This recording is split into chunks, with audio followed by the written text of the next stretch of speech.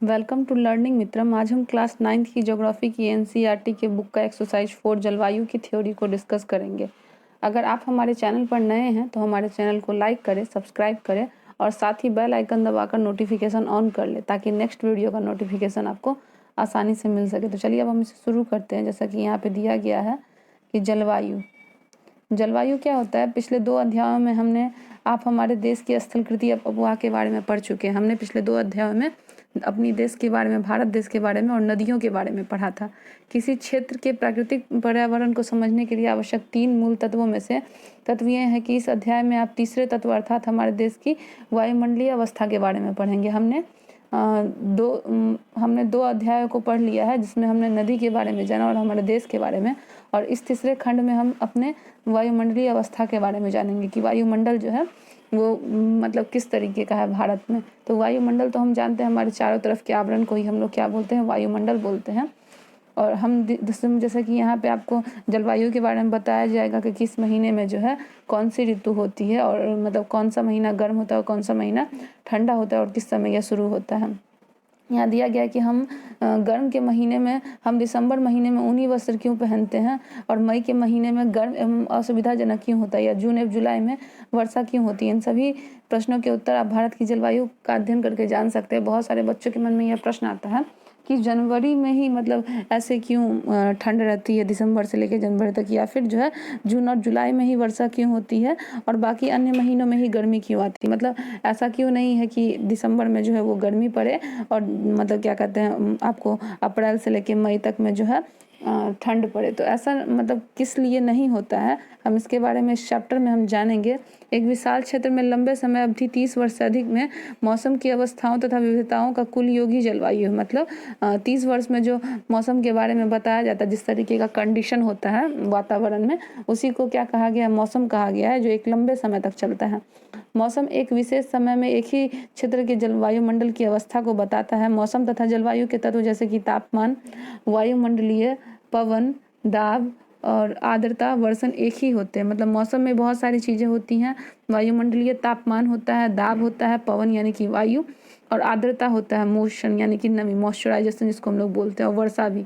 तो आपने अवश्य ध्यान दिया होगा कि मौसम की अवस्था में प्रायः एक ही दिन में कई बार बदलती है। मतलब मौसम जो है पूरे समय में वो कैसे चेंज होता है, जैसे कि मान लीजिए आप आज का ही अगर मौसम ले लें तो सुबह में मौसम साफ था और उसके बाद जो है बारिश होनी शुरू हो गई, और शाम में कैसा रहेगा ये हमें नहीं पता है, लेकिन हम इसके बारे में जान सकते हैं हम मौसम विभाग के द्वारा। और एक हफ्ते में मौसम का परिवर्तन किस तरीके से होता है, मतलब किसी भी दिन जो है मौसम समान नहीं होता, या क्या होते हैं, हमेशा बदलते रहते हैं। हमने अवश्य देखा है कि मौसम की अवस्था प्रायः एक दिन में कई बार बदलती है, लेकिन फिर भी कुछ सप्ताह, महीने तथा वायुमंडलीय अवस्था लगभग एक ही समान में बनी रहती है। जैसे दिन गर्म या ठंडे, हवादार या शांत, आसमानों से घिरा या साफ तथा आर्द्र या शुष्क हो सकते हैं।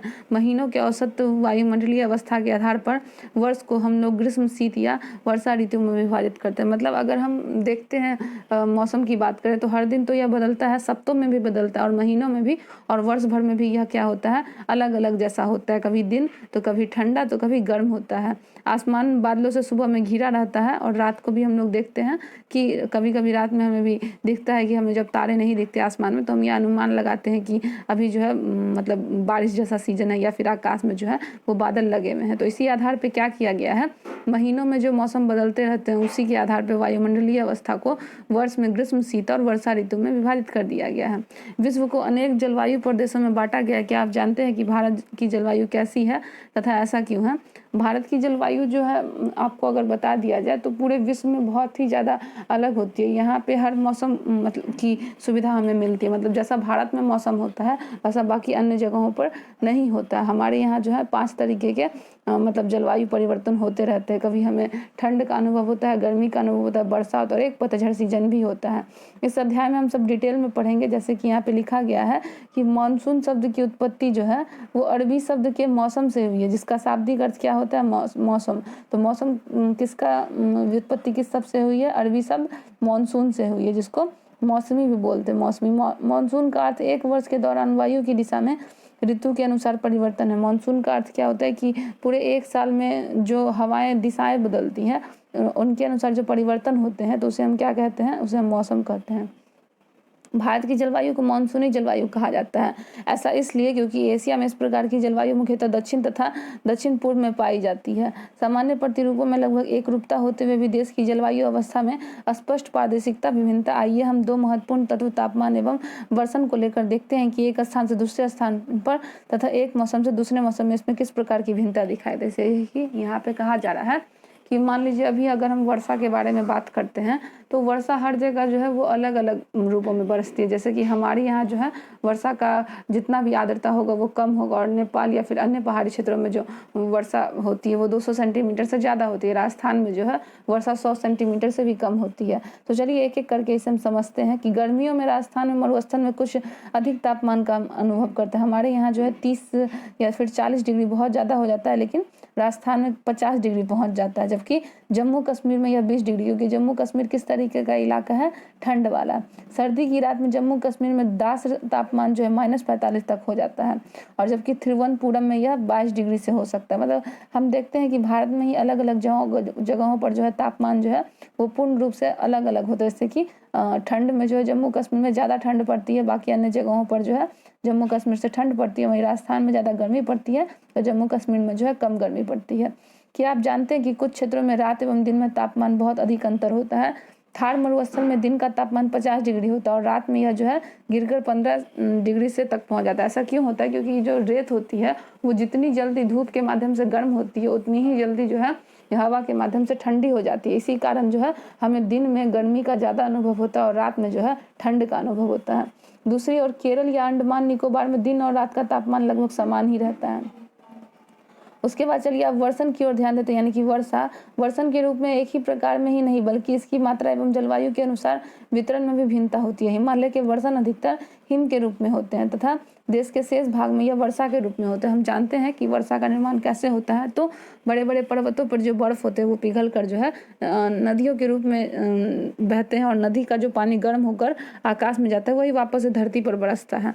तो इस तरीके से वर्षा होती है, लेकिन पहाड़ी इलाकों में वर्षा ज़्यादा होती है। वार्षिक वर्षण में भिन्नता मेघालय में जो है 400 सेंटीमीटर वर्षा देखने को मिलती है, और लद्दाख एवं पश्चिमी राजस्थान में 10 सेंटीमीटर से भी कम वर्षा होती है। देश के अधिकतर भागों में जून से सितंबर तक वर्षा होती है पूरे भारत देश में, लेकिन कुछ क्षेत्रों में तमिलनाडु के तट पर अधिकतर अक्टूबर और नवंबर में भी वर्षा जो है वो होते रहती है। क्योंकि ये जो क्षेत्र है तमिलनाडु के, वो वहाँ पे आपको मतलब ज़्यादातर समुद्र वाला इलाका, मतलब यहाँ पे पानी जो है वो ज़्यादा होता है केरल तमिलनाडु के तट पर, और हमें तमिलनाडु में जो है वो अक्टूबर नवंबर में भी वर्षा देखने को मिलती है। सामान्य रूप से तटीय क्षेत्रों में, और हमारे यहाँ जो है अक्टूबर नवंबर में ठंड आ जाता है। सामान्य रूप से तटीय क्षेत्रों में तापमान में अंतर कम होता है। देश के आंतरिक भागों में मौसमी या ऋतुनिष्ठ अंतर अधिक होता है। उत्तरी मैदान में वर्षा की मात्रा सामान्यतः पूर्व से पश्चिम की ओर घट जाती है। ये भिन्नताएं लोगों के जीवन में विविधता लाती हैं, जो उनके भोजन, वस्त्र और घरों में दिखती है। मतलब मौसम का प्रभाव भी बहुत ज़्यादा पड़ता है जलवायु का, जिसके कारण जो है हम लोगों के यहाँ भोजन, वस्त्र और सभी चीज़ों में क्या होती है, विभिन्नता दिखती है। वैसे भी भारत विविधताओं का देश है। मतलब यहाँ पे अलग धर्म, अलग जाति और अलग भाषा भाषी के लोग बसते हैं, और यहाँ पे रहन सहन, खान पान भी अलग अलग है। और यहाँ की मतलब जो मौसम है, जलवायु है, उसके आधार पर जो है भोजन, वस्त्र सब और घर जो है वो अलग अलग प्रकार से हमें दिखते हैं। राजस्थान में जो घरें होती हैं वो उनकी दीवारें मोटी होती हैं और छत जो है वो चपटी होती हैं। ऐसा क्यों होता है? आप हमें खोज कर बताएं कि इस तरीके का घर जो है राजस्थान में क्यों बनाया जाता है। तराई के क्षेत्र में, गोवा या मैंगलोर में ढाल वाली छतें क्यों बनाई जाती है? इन सब के क्वेश्चन आप खोजें। अगर आपसे नहीं हो पाता है तो आप हमें कमेंट बॉक्स में बताएं। जब हम इस चैप्टर का क्वेश्चन आंसर करवाएंगे तो इन सारे क्वेश्चन का जवाब जो है आपको दे दिया जाएगा। असम में प्रायः कुछ घर बांस के खंभों पर बने होते हैं। देखिए इसके बारे में तो चलिए इसके बारे में डिस्कस कर लेते हैं कि असम में जो घर होते हैं बांस के, वो खंभों पे क्यों बनाए थे। क्योंकि असम बहुत ज़्यादा बारिश वाला क्षेत्र है। यहाँ पे बाढ़ आने की संभावना ज़्यादा रहती है हर वर्ष, समझ लीजिए, या फिर इतनी ज़्यादा वर्षा होती है कि पानी हर जगह जम जाता है। इसलिए जो है बांस पर, मतलब बांस को टिकाकर 5 फीट तक जो है उसके बाद उस पर घर बनाए जाते हैं, ताकि बारिश में जो है घर नहीं डूब सके। इसी तरीके से तराई क्षेत्र में, गोवा और मैंगलोर में भी होंगी कि ऐसी छतें क्यों बनाई जाती हैं, ढाल वाली छत। तो यहाँ पे जो है ढलुआ छत इसलिए बनाया जाता है क्योंकि वर्षा का जो पानी होता है यहाँ पे ज़्यादा बरसता है, वो छत से नीचे चले जाए। ढालू पे इस तरीके की ढालू वाली छत होती है, तो पानी जो है ज़्यादा बरसने के बाद क्या होता है, सीधा नीचे गिर जाता है। और ये लोग क्या करते हैं, इन पानी को स्टोर कर लेते हैं ताकि गर्मी के समय वर्षा से जो जल गिर रहा है नीचे उसका उपयोग वो कर सके।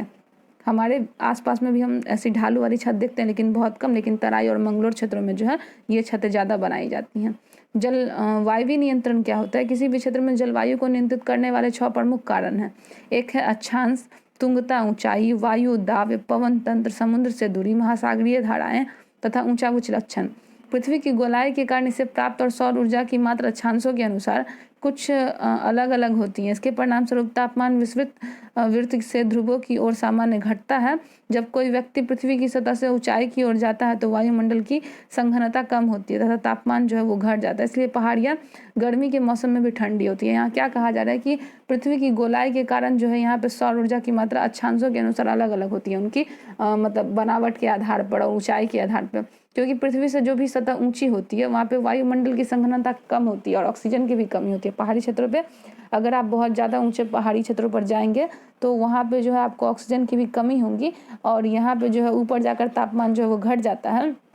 घटने के साथ ही मौसम क्या होते हैं वहाँ पे ठंडी होती है और वायु दाब एवं पवन तंत्र उस स्थान के अक्षांश से ऊंचाई पर निर्भर करती है। इसी प्रकार यह तापमान वर्षा के वितरण को प्रभावित करता है और समुद्र का जलवायु पर समकारी प्रभाव पड़ता है। जैसे जैसे समुद्र की दूरी बढ़ती है यहाँ पे प्रभाव भी क्या होता है, कम होता जाता है। लोग विषम मौसमी अवस्थाओं को महसूस करते हैं। इसे महाद्वीपीय अवस्था गर्मी में बहुत अधिक गर्म और सर्दी में बहुत अधिक ठंडा कहते हैं। महासागरीय धाराएं समुद्र से तट की ओर चलने वाली हवाओं के साथ तटीय क्षेत्रों की जलवायु को प्रभावित करती है। उदाहरण के लिए कोई भी तटीय क्षेत्र जहाँ पे गर्म या ठंडी जलधाराएं बहती है और वायु की दिशा समुद्र तट से ओट होकर बहती है तो वह तट गर्म या ठंडा होता है। चलिए हम इसे समझते हैं कि महासागरीय धाराएं जहाँ भी होती हैं ज़्यादातर, तो वहाँ पे हो क्या जाता है कि जो पानी है, अगर मान लीजिए कि मौसम ठंडा है तो वहाँ ठंडी हवाएं चलेंगी तो महासागरीय धाराएं उसको ऑब्जर्व कर लेती है, इसलिए उस जगह पे ज़्यादा ठंड पाई जाती है। इसी तरीके से गर्मी में जो महासागरीय धाराएं होती हैं वो गर्म हवाओं को अपने में लपेट लेती हैं। इस कारण जो है वहाँ पे गर्म जो है वो तटीय क्षेत्रों पर ज़्यादा होते हैं। तो गर्म और ठंडी जलधाराओं के कारण ही यहाँ पे गर्मी और ठंड हमें ज़्यादा महसूस होते हैं। यहाँ पे बोल रहा है कि विश्व के अधिकतर मरुस्थल उपोष्ण कटिबंधीय भागों में स्थित महाद्वीपों के पश्चिमी किनारे पे क्यों स्थित है। इसे भी हम जब क्वेश्चन आंसर पढ़ेंगे तो हम डिस्कस करेंगे और आप भी इसे खोजें। अगर आपको इसका क्वेश्चन का आंसर पता है तो आप हमें कमेंट बॉक्स में जरूर बताएं। अंत में किसी भी स्थान की जलवायु को निर्धारित करने में ऊंचा वच की भूमिका महत्वपूर्ण होती है। ऊंचे पर्वत ठंडी अथवा गर्म वायु को अवरोधित करते हैं और यदि इनकी ऊंचाई इतनी हो तो वे वर्षा लाने वाली जलवायु के रास्तों को रोकने में सक्षम होते हैं, तो उस क्षेत्र में वर्षा का कारण भी बन जाता है। पर्वतों के पवन विमुख ढाल अपेक्षाकृत सूखे रहते हैं। मतलब यहाँ पे कहा जा रहा है कि अगर जलवायु महासागरीय तट, उसके बाद हमने पहाड़ी क्षेत्रों के बारे में पढ़ा कि इस कारण जलवायु और मौसम परिवर्तित होते हैं, तो ऊंचा उच्च ये जो है एक महत्वपूर्ण कारण है। जहाँ पे मतलब ये पर्वत पठार ऊंचे होते हैं वहाँ पे पर्वत क्या होती हैं, ठंडी तथा गर्म जलवायु को भी अवरोधित कर देती हैं। मतलब यहाँ पे ना तो ठंडी जलवायु आती है प्रॉपर्ली और ना ही गर्म जलवायु, मतलब यहाँ का मौसम जो है वो ठीक ठाक रहता है, ना बहुत ज़्यादा गर्मी पड़ती है ना बहुत ज़्यादा ठंड। यदि इनकी ऊंचाई इतनी है तो वे वर्षा लाने वाली वायु के रास्तों को भी रोकने में सक्षम होती है। मतलब जहाँ से वर्षा की जलवायु आ रही है इससे भी बड़ी बड़ी पहाड़ियाँ रोक लेती हैं, तो उस क्षेत्र में वर्षा का कारण भी कभी कभी ये बन जाते हैं। और पर्वतों के पवन में अगर उन्हें रोक लेते हैं तो यहीं वर्षा ज़्यादातर रह जाती है। अगर मतलब नहीं आने देते हो तो यहाँ पे वर्षा नहीं आ पाती है। पर्वतों के पवन विमुख ढाल अपेक्षाकृत क्या हो जाते हैं, सूखे ही रह जाते हैं, क्योंकि बहुत जो ऊंचा वच है वो क्या करती हैं, हवाओं को, वर्षा आने वाली हवाओं को रोक लेती हैं। भारत की जलवायु को प्रभावित करने वाले कारक अक्षांश। कर्क वृत्त देश के मध्य भाग, पश्चिमी में कच्छ में रन से लेकर पूर्व में मिजोरम से होकर गुजरती है। मतलब ये जो कर्क रेखा है आप अपने मैप में भी देखेंगे तो यह जो है कहाँ से आपको मध्य भाग पश्चिम के कच्छ से गुजरात में पड़ता है। रन से लेकर कहाँ तक है, पूर्व में मिजोरम तक फैली हुई है, वहाँ से होकर ये गुजरती है। आपको कभी कभी ये क्वेश्चन पूछे जा सकते हैं कि जो कर्क रेखा वो कहाँ से कहाँ तक गुजरती है, तो पश्चिम में कच्छ से, कच्छ यानी कि गुजरात में, वहाँ से लेके पूर्व में मिजोरम तक यह गुजरती है अक्षांश, जिसको हम कर्क वृत्त देश बोलते हैं। देश का लगभग आधा भाग कर्क वृत्त के दक्षिण में है जो उष्णकटिबंधीय क्षेत्र है। कर्क वृत्त के उत्तर में स्थित विशेष भाग उपोष्ण कटिबंधीय, इसलिए भारत की जलवायु में उष्ण कटिबंधीय जलवायु एवं उपोष्ण कटिबंधीय जलवायु दोनों की विशेषताएं हमें देखने को मिलती है। मतलब यहाँ पे जो क्षेत्र है लगभग आधा क्या होता है, दक्षिण में स्थित है, किसके, कर्क वृत्त के कारण। इस कारण जो है उष्ण कटिबंधीय क्षेत्र आधा में बढ़ जाता है और बाकी जो बचा हुआ कर्क वृत्त के उत्तर में बचा हुआ क्षेत्र है वो उपोष्ण कटिबंध है। इसके कारण क्या होता है कि यहाँ पे उष्ण कटिबंधीय जलवायु एवं उपोष्ण कटिबंधीय जलवायु दोनों में भी विशेषताएं जो है वो अलग अलग होती हैं और उपस्थित है। ऊंचाई के आधार पर भारत में उत्तर में हिमालय पर्वत है और इसकी औसत ऊंचाई जो है 6000 मीटर है। भारत का तटीय क्षेत्र भी विशाल है, जहाँ पे अधिकतम ऊंचाई जो है वो 30 मीटर है।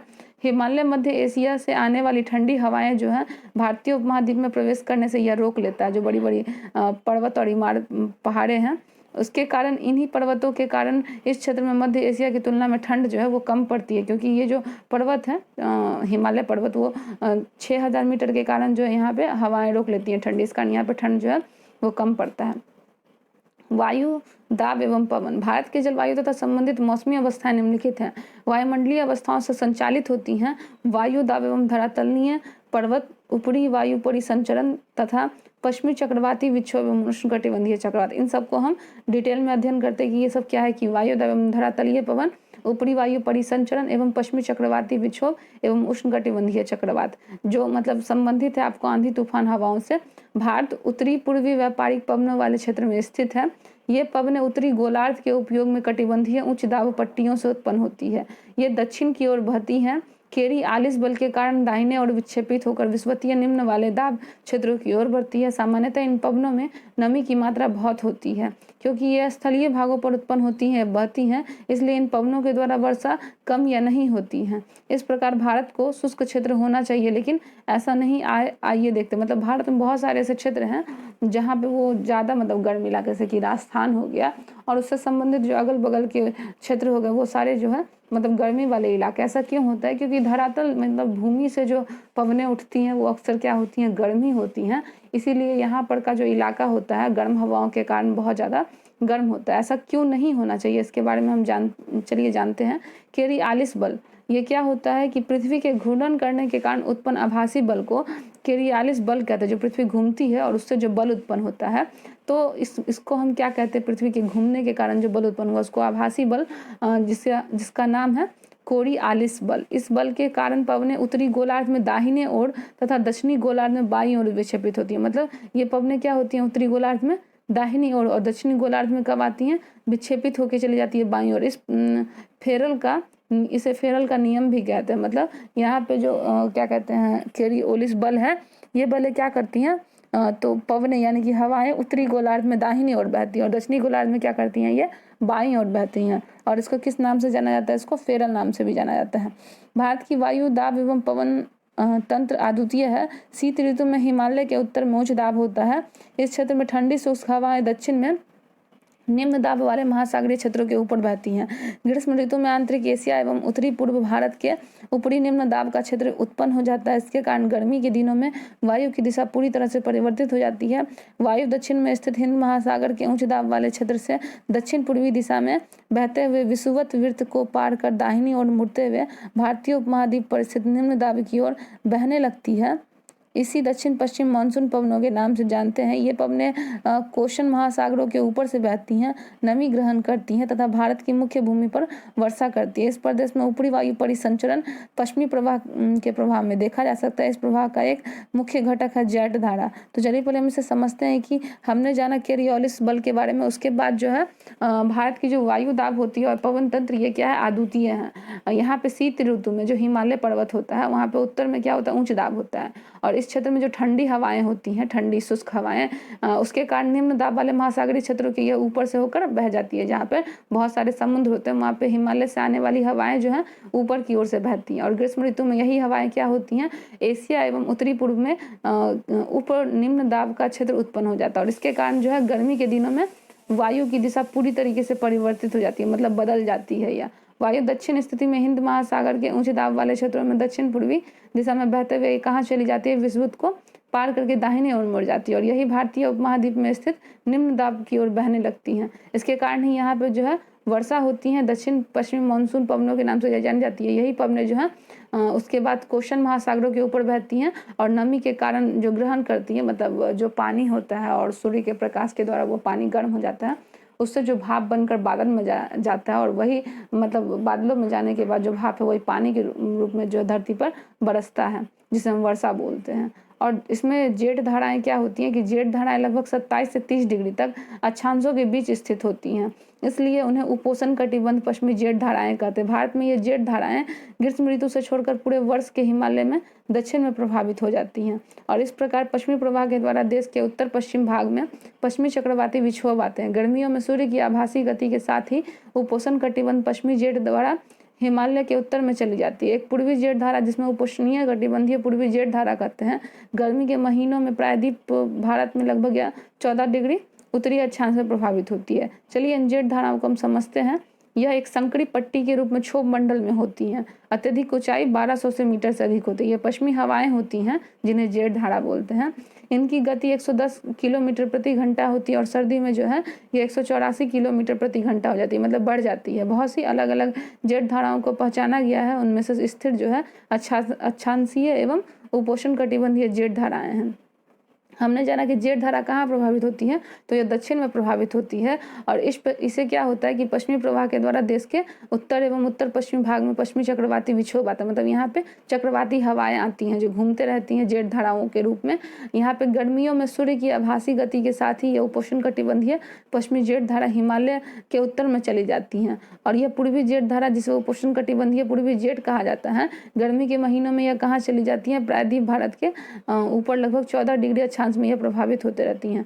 पश्चिमी चक्रवात विक्षोभ को हम जान ले कि सर्दी के महीने में उत्पन्न होने वाले पश्चिमी चक्रवातीय विक्षोभ भूसागरीय क्षेत्र के आने वाले पश्चिमी प्रभाव के कारण होते हुए भारत के उत्तर एवं उत्तर पश्चिमी क्षेत्रों को प्रभावित करते हैं। और उसके बाद उष्णकटिबंधीय चक्रवात मानसूनी महीनों के साथ साथ अक्टूबर और नवंबर में हमें देखे जा सकते हैं। और ये पूर्वी हवा प्रवाह के रूप में एक भाग होते हैं जो देश के तटीय क्षेत्रों को प्रभावित करते हैं। क्या आपने आंध्र प्रदेश एवं उड़ीसा के तटों पर उनके द्वारा दिए गए विनाश के बारे में तो सुना ही होगा कि किस तरीके से जब भी ये चक्रवात आती हैं पश्चिमी चक्रवाती विक्षोभ, तो ये आंध्र प्रदेश और उड़ीसा के तटों पर भयानक तबाही करती हैं। इनकी स्पीड इतनी होती है कि आसपास के घरों को भी मतलब तबाह कर देती हैं और पानी के साथ साथ जो है ये बहुत ज़्यादा हमें क्षति भी पहुंचाती है। तो चलिए अभी यह वीडियो का पार्ट 1 था, इसे हम यहीं समाप्त करते हैं। अगर आपको यह वीडियो अच्छा लगा हो तो इसे लाइक करें, कमेंट करें और सब्सक्राइब करें, बेल आइकन दबाकर नोटिफिकेशन ऑन कर ले।